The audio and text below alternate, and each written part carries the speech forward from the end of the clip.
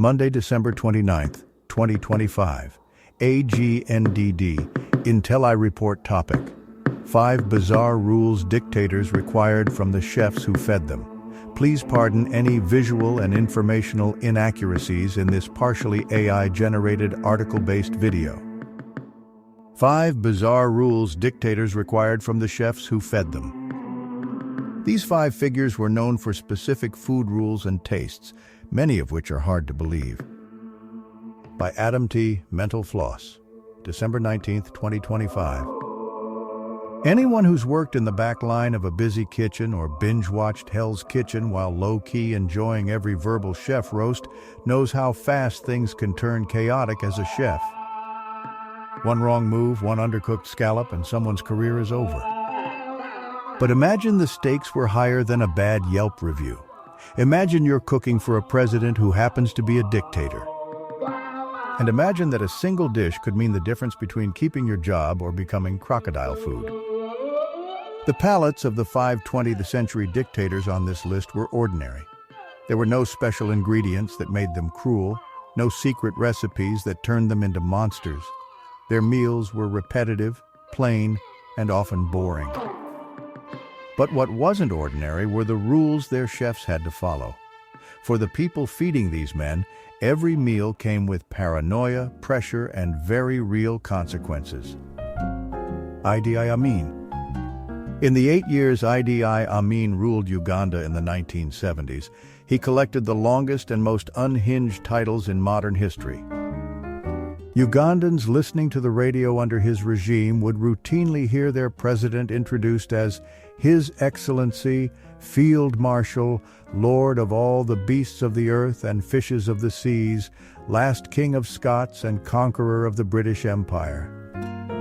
Amin was also infamous for having his enemies thrown into the Nile to be eaten by crocodiles and was widely rumored, though never proven, to be a cannibal.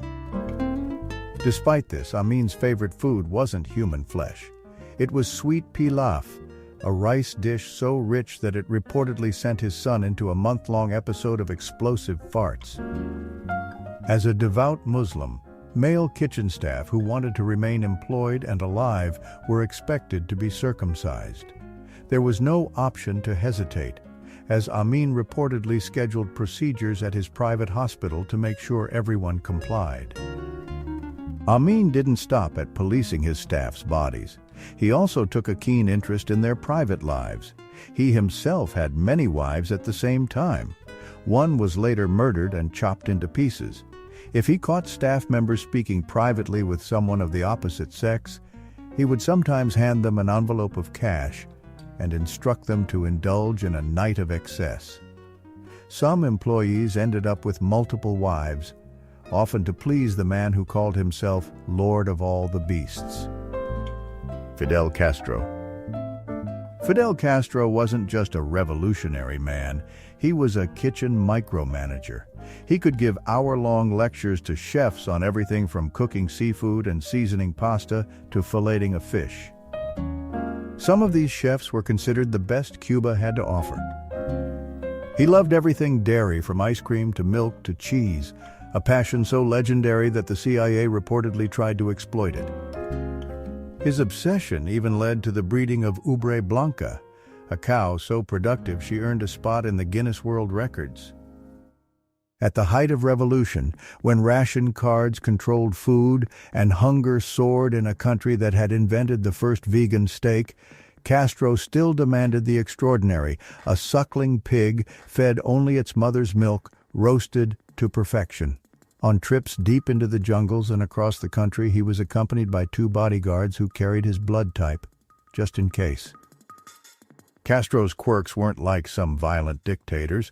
Some chefs flourished under his quirks, others lived in poverty and drowned in their mental illness. Saddam Hussein. When American soldiers swept the suburbs of Iraq in 2003, they discovered a narrow pit and found a thin, bearded man hiding underground.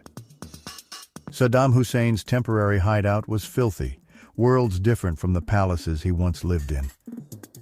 Nearby, soldiers found dried figs and salami hung from palm trees, a comfort food that he clung to till the end.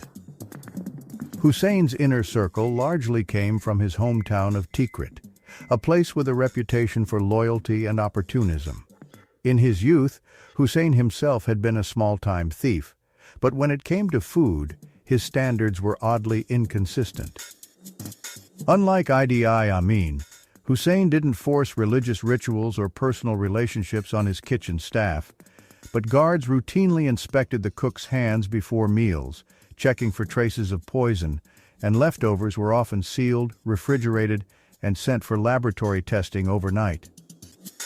Whenever he received edible gifts, cooks were sometimes expected to taste them first, their taste buds acting as his guinea pigs.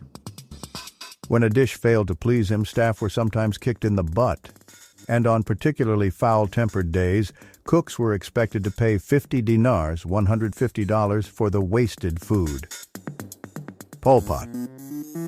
Saloth Sar left Cambodia to study in France and returned as Pol Pot, the man who would lead the Khmer Rouge and turn hunger into policy. An estimated 1.7 to 2 million people died under his rule. Food, or the lack of it, was meant to teach obedience. Under the Khmer Rouge, people ate worms, insects, birds, rats, hunted bats, and drank their blood, and even that could land them in trouble if it broke revolutionary rules. Pol Pot, however, ate differently.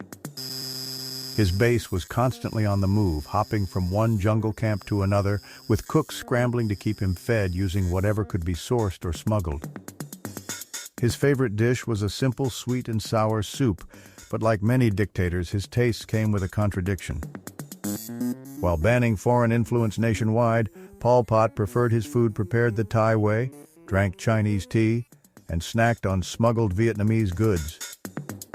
In his kitchen, Pol Pot loved keeping staff on edge, often saying the opposite of what he meant so no one could tell if praise was a trap or criticism a warning. Around the same time, he married his cook while confining his first wife during her bouts of paranoia. Enver Hoxha. In his 4 decades of reign, Enver Hoxha turned Albania into the first officially atheist state in the modern world, banning travel abroad, private property ownership, and religion. Families were annihilated and the guards themselves were under constant watch. Guards watching guards who were yet watched by other guards, so no one could tell who the spy was and who was the watched. Paranoia extended to everyone who served him, including his cooks. Hoxha suffered from diabetes, and his private doctors kept a close watch on him around the clock.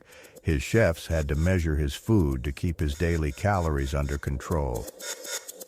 But Hoxha still craved sweets, so his cooks were forced to invent desserts he wasn't allowed to eat, using sugar substitutes, culinary tricks, and endless creativity. Some chefs survived by becoming extra creative. One figured out that Hoxha loved his late mother's cooking, so he learned her recipes from Hoxha's sister and became a stand-in for the mother he had never known. Grapes had to be seedless, peeled by hand for hours at a time, simply because Hoxha believed grapes should always be seedless. Thank you for watching this AGNDD Until I Report, dear viewers. Please like, subscribe, and click the bell button to get notified during new uploads. And make sure to tune in next time. Stay safe and healthy. Cheers!